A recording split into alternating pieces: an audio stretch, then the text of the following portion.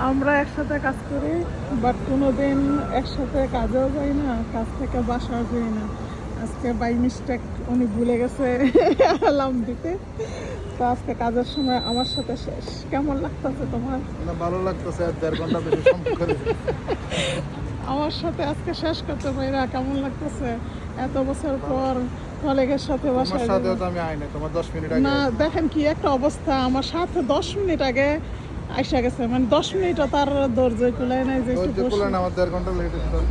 10 মিনিটের জন্য। তো এখন কেমন লাগতেছে? ভালো তোমার? ঘুমাইছে তো, ভালো। ভালো হয়েছে।